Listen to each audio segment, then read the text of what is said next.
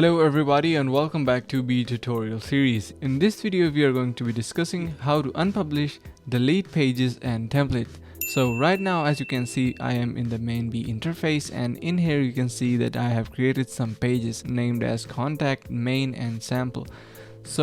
And to delete and unpublish these pages, what you need to do is first of all head over to Shopify dashboard. From there you need to click on this apps tab. After that you need to select Beae Flexible Page Builder. Once you do that, you can see few options under Beae Flexible Page Builder. You need to select pages from there.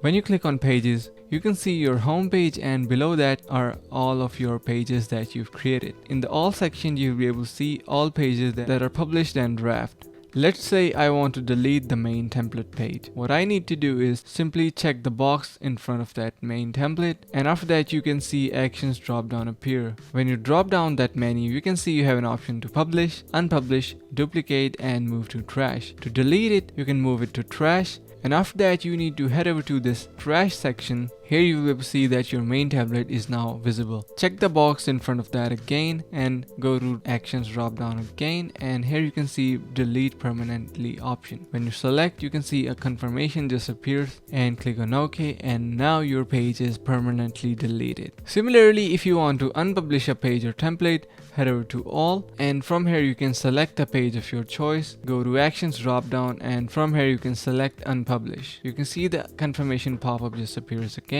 Click on OK, and you'll be able to see that your page is now unpublished. You can see the pages that you unpublish are shifted to this draft section, from where you can either republish them again, you have an option to publish them, or simply you can move them to trash, and from the trash section you can simply delete them. So that was pretty much it for how to unpublish, delete pages and templates. I really hope you understood the concept and liked the video. If you did so, make sure to subscribe to the channel, like the video and share with friends. Thanks for watching. See you in the next one.